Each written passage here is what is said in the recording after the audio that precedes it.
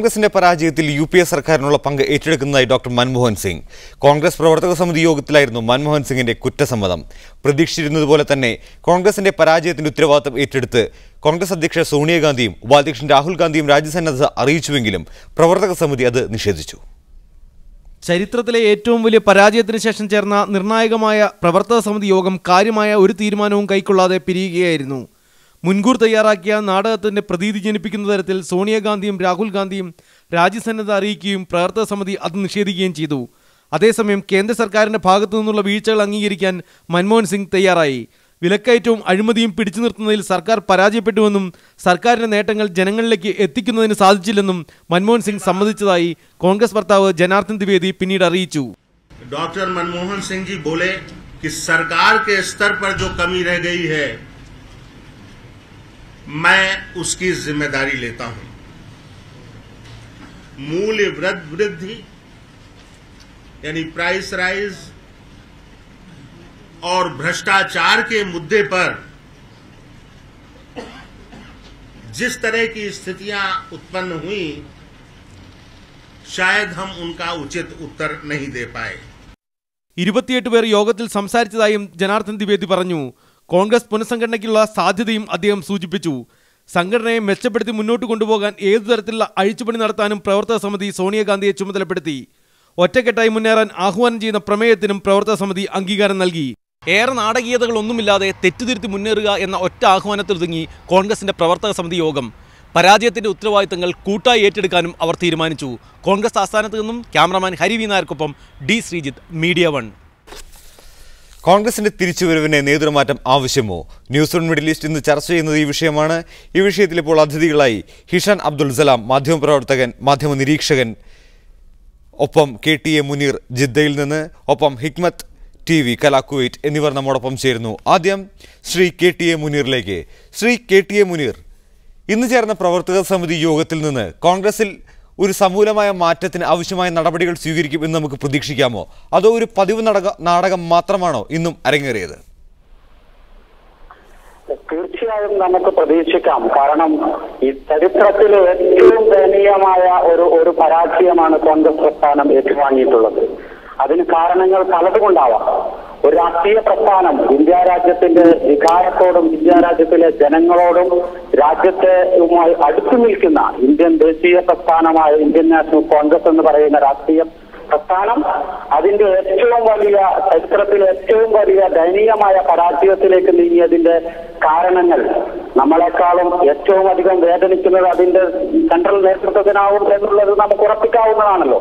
തീർച്ചയായും അവരുടെ ഭാഗത്തു നിന്ന് ഒരു തെറ്റുതിരുത്തൽ നടപടി ഉണ്ടാകും എന്ന കാര്യത്തിൽ യാതൊരു സംശയവും അക്കാര്യത്തിൽ സാധാരണ പ്രവർത്തകരെ സംബന്ധിച്ചിടത്തോളം. KTA മുനീർ, എന്തടിസ്ഥാനത്തിലാണ് നമുക്ക് അത്തരമൊരു നീക്കം പ്രതീക്ഷിക്കാൻ സാധിക്കുന്നത്? കാരണം പ്രത്യേകിച്ചും തെരഞ്ഞെടുപ്പ് പ്രചാരണത്തിനെല്ലാം ചുക്കാൻ പിടിച്ചിരുന്നത് രാഹുൽ ഗാന്ധിയാണ്. ഇന്ന് പ്രവർത്തക സമിതിയിൽ രാഹുൽ ഗാന്ധി കാര്യമായി സംസാരിച്ചിരുന്നതായി ആരും തന്നെ പറയുന്നില്ല, അല്ലെങ്കിൽ അങ്ങനെ ആരും തന്നെ പ്രതീക്ഷിക്കുന്നില്ല.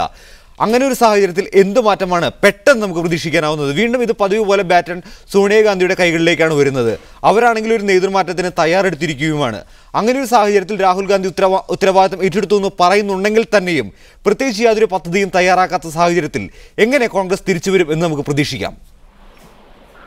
നമുക്ക് ഒരു രാത്രി കൊണ്ടോ ഒരു ദിവസം കൊണ്ടോ ഒരു പ്രത്യേക പദ്ധതി പ്രഖ്യാപിക്കാൻ പറ്റുന്ന ഒരു ഇലക്ഷൻ അല്ല ഇന്ത്യ രാജ്യത്ത് നടന്നിട്ടുള്ളത്. രാജ്യത്തെ 29 സംസ്ഥാനങ്ങളും വിവിധ ഭാഷയും ദേശവും ഒക്കെ ഉൾക്കൊള്ളുന്ന ഒരു വലിയ കോംപ്ലക്സായി നിൽക്കുന്ന ഒരു ജനവിഭാഗത്തിനെ പ്രതിനിധീകരിച്ചുകൊണ്ടാണ് ഒരു ഭരണകൂടം വരുന്നത്. അവിടെ ഉത്തർപ്രദേശിലുണ്ടാകുന്ന തോൽവിയുടെ കാരണമല്ല ബീഹാറിലുണ്ടായിട്ടുള്ളത്, ബീഹാറിലുണ്ടാകുന്ന കാരണമല്ല കേരളത്തിലുണ്ടാവുക, തമിഴ്നാട്ടിലുണ്ട്. അപ്പോൾ വിവിധ സംസ്ഥാനങ്ങളിലെ സ്ഥിതികളൊക്കെ പരിശോധിച്ചുകൊണ്ട് അതിന് സമൂലമായ ഒരു മാറ്റം ഒരു കാര്യം ഉറപ്പാണ്. കോൺഗ്രസിന്റെ രാഷ്ട്രീയ പ്രസ്ഥാനമെന്ന നിലക്ക് ആ സംഘടനാ സംവിധാനത്തിൽ വലിയ പാളിച്ചകൾ സംഭവിച്ചിട്ടുണ്ട് എന്നുള്ളത് വലിയ വിശകലനമൊന്നും ആവശ്യമില്ലാതെ കണ്ടെത്താൻ പറ്റുന്ന വലിയ കാര്യമാണ്. ആ രാഷ്ട്രീയ സംവിധാനം, രാഷ്ട്രീയ സംഘടന എന്ന നിലക്ക് സംഘടനാ സംവിധാനത്തെ ഉയർത്തിക്കൊണ്ടുവരുന്നതിന് ആവശ്യമായ ഒരുപാട് മാറ്റങ്ങൾ ഈ സംഘടനയിൽ കൊണ്ടുവരണമെങ്കിൽ വിശദമായ ചർച്ചകൾ അനിവാര്യമാണ്. ആ ചർച്ചയുടെ ആദ്യഘട്ടമെന്ന നിലയ്ക്ക് ഇന്ന് പ്രവർത്തക സമിതി ശ്രീ കെ ടി മുനീർ ദയവായി തുടരുക. ഇപ്പോൾ മുസ്തഫ എടവണ്ണപ്പാറ എന്ന പ്രേക്ഷകൻ നമ്മളോടൊപ്പം ചേരുന്നുണ്ട്. ശ്രീ മുസ്തഫ എടവണ്ണപ്പാറ, കോൺഗ്രസിന് ഒരു നേതൃമാറ്റം അനിവാര്യമാണ്, അല്ലെങ്കിൽ അത്തരത്തിലൊരു ആവശ്യമുണ്ടോ? എന്താണ് താങ്കളുടെ അഭിപ്രായം?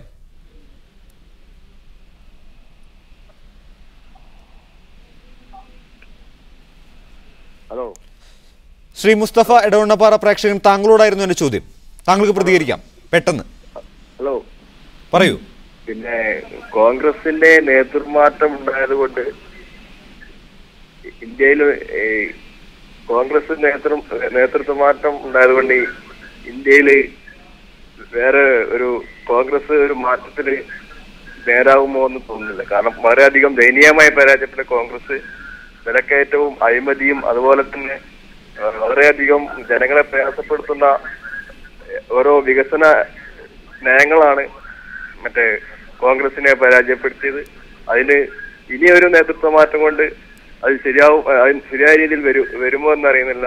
പക്ഷെ നല്ലൊരു പ്രതിപക്ഷത്തിരിക്കാൻ പോലുള്ള അവകാശമില്ലാത്ത ഒരു കോൺഗ്രസ് ആണ് ഇന്ന് ഇന്ത്യയിലുള്ളത്. നന്ദി ശ്രീ മുസ്തഫ എടവണ്ണപ്പാറ. താങ്കളുടെ ഈ ആശങ്കകൾ തന്നെയാണ് ഇന്ന് ന്യൂസ് ഓൺ മിഡിൽ ഈസ്റ്റ് ചർച്ച ചെയ്യുന്നത്. നമുക്ക് ഹിഷാം അബ്ദുൽ സലാമിലേക്ക് പോകാം. ശ്രീ ഹിഷാം അബ്ദുൽ സലാം, നേരത്തെ ശ്രീ കെ ടി മുനീർ സൂചിപ്പിച്ചതുപോലെ പെട്ടെന്ന് ഒരു നേതൃമാറ്റം വന്നാലോ അല്ലെങ്കിൽ പെട്ടെന്നൊരു പദ്ധതി ആസൂത്രണം ചെയ്യാനൊന്നും സാധിക്കുന്ന ഘട്ടത്തിലല്ല കോൺഗ്രസ്. പക്ഷേ കോൺഗ്രസ് ഇന്ന് പ്രവർത്തക സമിതി യോഗത്തിന് ശേഷം വാർത്താ സമ്മേളനത്തിൽ പറഞ്ഞത് വിലക്കയറ്റം നിയന്ത്രിക്കുന്നതിൽ പരാജയപ്പെട്ടു, അതുപോലെ തന്നെ അഴിമതി കൃത്യസമയത്ത് നടപടികൾ എടുക്കുന്നതിൽ പരാജയപ്പെട്ടു. തെരഞ്ഞെടുപ്പ് കഴിഞ്ഞ് പരാജയം രുചിച്ചതിന് ശേഷമാണോ ഇവർക്ക് ഈ തിരിച്ചറിവുണ്ടായത്? അതുകൊണ്ട് തന്നെ നേതൃമാറ്റം അല്ലെങ്കിൽ പെട്ടെന്നൊരു തിരിച്ചുവരവിന് കോൺഗ്രസിന് സാധിക്കുമോ?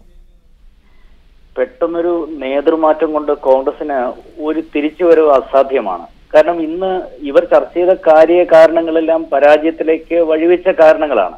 പക്ഷെ ഒരു കാര്യം ഓർക്കുക, 2004 തെരഞ്ഞെടുപ്പ് കാലം, അന്ന് ഇതേ രീതിയിൽ ഇപ്പോൾ നരേന്ദ്രമോദി പ്രചരണം നടത്തിയതുപോലെ ഇത്ര ബഹളങ്ങളില്ല എങ്കിലും സോണിയാഗാന്ധി ഇന്ത്യൻ തെരുവുകളിലൂടെ അല്ലെങ്കിൽ ഗ്രാമാന്തരങ്ങളിലൂടെ നടത്തിയ സജീവമായ ഒരു പ്രചരണം നമ്മൾ ഈ ഘട്ടത്തിൽ ഓർക്കണം.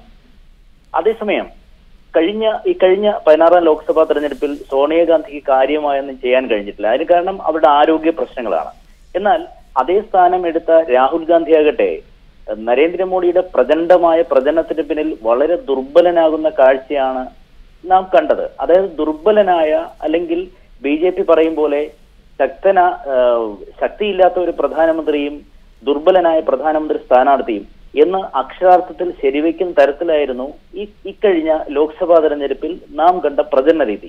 ഈ ഒരു സന്ദർഭത്തിൽ ദുർബലനായ രാഹുൽ ഗാന്ധിയെ ഒറ്റയടിക്ക് മാറ്റിയത് കൊണ്ട് കോൺഗ്രസ് ശക്തി പ്രാപിക്കുമെന്ന് കരുതാൻ യാതൊരു നിവൃത്തിയുമില്ല. മറിച്ച് കോൺഗ്രസിന്റെ പരാജയം സ്വാഭാവികമായും സംഭവിക്കാവുന്നതാണ്. പക്ഷെ ഇത്രയും ദയനീയമായ പരാജയം, അതായത് 1977, 89, 98, 99 കോൺഗ്രസ് പരാജയപ്പെട്ടിട്ടുണ്ട്. പക്ഷെ ഇത്രയും ദയനീയമായ പരാജയം, നേരത്തെ ഒരു സുഹൃത്ത് ചൂണ്ടിക്കാട്ടിയതുപോലെ 10% സീറ്റ് പോലും പാർലമെന്റിൽ അതിന് താഴെ വന്ന പ്രതിപക്ഷ നേതൃപദവിയിൽ പോലും സംശയമുള്ള ഒരു തരത്തിലേക്ക് ഈ 100 വർഷം പാരമ്പര്യമുള്ള ഒരു കോൺഗ്രസ് താഴേക്ക് വന്നിരിക്കുകയാണ്. ഈ സന്ദർഭത്തിൽ ഒരു നേതൃമാറ്റം കൊണ്ട് കോൺഗ്രസ് രക്ഷപ്പെടില്ല. മറിച്ച് ഇനിയെങ്കിലും അടിസ്ഥാന യാഥാർത്ഥ്യങ്ങളെ ഇപ്പോൾ യുവാക്കൾ ഈ തെരഞ്ഞെടുപ്പിൽ വളരെ സജീവമായി പങ്കെടുത്തിട്ടുണ്ട്. അവരുടെ മുന്നിൽ കോൺഗ്രസിന് എന്തെങ്കിലും പ്രതീക്ഷാ നിർഭരമായ വാഗ്ദാനങ്ങൾ മുന്നോട്ട് വയ്ക്കാൻ പറ്റിയിട്ടുണ്ടോ? പറ്റിയിട്ടില്ല. മറിച്ച് BJPയുടെ ഒരു B ടീമാകുന്നത് പലപ്പോഴും കഴിഞ്ഞ ഈ തെരഞ്ഞെടുപ്പിന് മുമ്പ് പല ഘട്ടങ്ങളിൽ നാം കണ്ടിട്ടുള്ളതാണ്.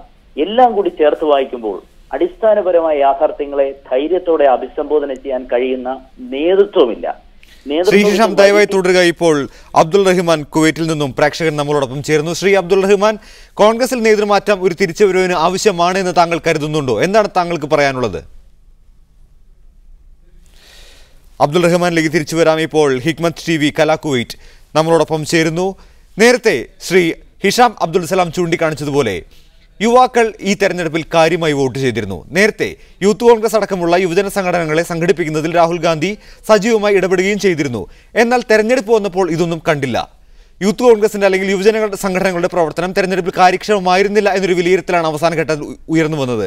എന്തുകൊണ്ടാണ് യൂത്ത് കോൺഗ്രസിനെ കാര്യമായി സംഘടിപ്പിച്ച രാഹുൽ ഗാന്ധിക്ക് അത് കോൺഗ്രസിലും പ്രധാന നേതാക്കൾക്കിടയിലും നടപ്പാക്കാൻ കഴിയാതെ പോയത്? അതും പരാജയത്തിന്, ഇത്ര വലിയൊരു ഭീമമായ പരാജയം നേരിട്ടതിന് കാരണങ്ങളിൽ ഒന്ന് തന്നെയല്ലേ? ഇത് സംബന്ധിച്ച് ഇപ്പം പറഞ്ഞതുപോലെ ഇത് കേവലമായ ഒരു തെരഞ്ഞെടുപ്പ് രാഷ്ട്രീയത്തിനകത്ത് പരാജയപ്പെട്ടു എന്നർത്ഥത്തിലേക്ക് ഇതിനെ ചുരുക്കി കാണേണ്ടതില്ല. മറിച്ച് കുറെ കാലമായി കോൺഗ്രസ് രാഷ്ട്രീയത്തിൽ സംഭവിച്ചുകൊണ്ടിരിക്കുന്ന അല്ലെങ്കിൽ അഖിലേന്ത്യാ തലത്തിൽ കോൺഗ്രസ് രാഷ്ട്രീയത്തിൽ കോൺഗ്രസ് മുന്നോട്ട് വെക്കുന്ന രാഷ്ട്രീയത്തിന്റെ ജനസമിതി കുറവ് കുറച്ച് കാലങ്ങളായിട്ട് തുടർന്നുകൊണ്ടിരിക്കുകയാണ്.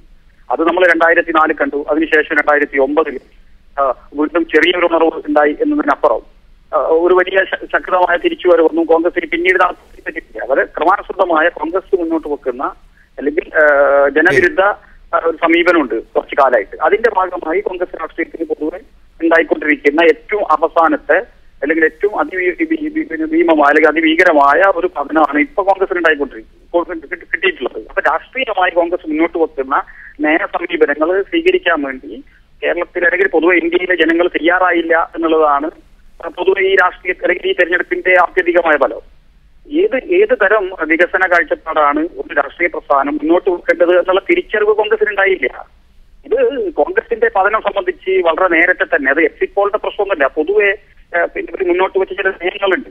കടുത്ത രീതിയിലുള്ള രാജ്യത്തെ വിലക്കയറ്റം, അതുപോലെ തന്നെ വലിയ തോതിലുള്ള അഴിമതി, അത് ഒന്നാം UPA ഗവൺമെന്റിന്റെ ഭാഗമായിട്ട് വലിയ തോതിൽ ഏറ്റവും അവസാനത്തെ UPA ഗവൺമെന്റിന്റെ ഭാഗമായി ഉണ്ടായിട്ടുള്ള അഴിമതി എന്ന് പറയുന്നത് നമുക്ക് എണ്ണിയാലൊടുങ്ങാത്ത അല്ലെങ്കിൽ എണ്ണിയാൽ തെറ്റിപ്പോകുന്ന തരത്തിലേക്ക് കോടാനുകോടിയുടെ അഴിമതി ആണ് പുറത്തു വന്നുകൊണ്ടിരിക്കുന്നത്. അപ്പം പിന്നെ ഒരു രസകരമായ ഒരു അവസ്ഥ എന്ന് പറയുന്നത്, ഈ രാജ്യം ഈ കോൺഗ്രസ് പൊതുവെ അതിന്റെ സംഘടനാപരമായി അതിന്റെ നേതാക്കൾ നയിച്ചപ്പോൾ രാജ്യം നയിച്ചത് അതിന്റെ പ്രധാനമന്ത്രിയാണ്. ആ ഒരു പ്രധാനമന്ത്രിയെ തെരഞ്ഞെടുപ്പ് പ്രവർത്തനത്തിന്റെ ഒരു ഘട്ടത്തിൽ പോലും രാജ്യത്ത് കാണാൻ വേണ്ടി കഴിഞ്ഞില്ല എന്ന അങ്ങനെ സമീപിക്കാൻ, അങ്ങനെ അവതരിപ്പിക്കാൻ വേണ്ടി പ്രധാനമന്ത്രിയെ പൊതുവെ അവതരിപ്പിക്കാൻ പോലും പറ്റാത്ത രീതിയിലേക്ക്, വളരെ മോശമായ സ്ഥിതിയിലേക്ക് തെരഞ്ഞെടുപ്പ് മുമ്പ് തന്നെ കോൺഗ്രസ് എത്തിയിട്ടുണ്ടായിരുന്നു. പരാജയം നേരത്തെ അവർ കണ്ടിട്ടുണ്ട്. അപ്പം ഈ ജനവിരുദ്ധ സമീപനം സ്വീകരിക്കുന്ന പൊതുവെ കോൺഗ്രസിന്റെ നയ സമീപനങ്ങൾക്ക് ഏറ്റിട്ടുള്ള രീതിയിലുള്ള തീർച്ചയായും നയങ്ങൾ രൂപപ്പെടുത്തുന്നതിൽ കാര്യമായിട്ടുള്ള പ്രശ്നങ്ങൾ തന്നെ കോൺഗ്രസിന് സംഭവിച്ചിട്ടുണ്ട്. നമുക്കിതിന്റെ വിശദാംശങ്ങൾ KT മുനീറിനോട് തന്നെ ചോദിക്കാം. അതിനു മുൻപ് ഇപ്പോൾ നമ്മളോടൊപ്പം AJ സജീവ്, പ്രേക്ഷകൻ, അബുദാബിയിൽ നിന്ന് ചേരുന്നു. കോൺഗ്രസിന്റെ ഒരു തിരിച്ചുവരവിന് നേതൃമാറ്റം അനിവാര്യമാണോ, അല്ലെങ്കിൽ അതുകൊണ്ട് സാധ്യമാവുമോ? എന്താണ് താങ്കളുടെ അഭിപ്രായം? തീർച്ചയായിട്ടും അത് സാധ്യമാകുകയില്ല. കാരണം ജനദ്രോഹ നയങ്ങളാണ് കൂടുതലും ഇതിനെ ബാധിച്ചിട്ടുള്ളത്.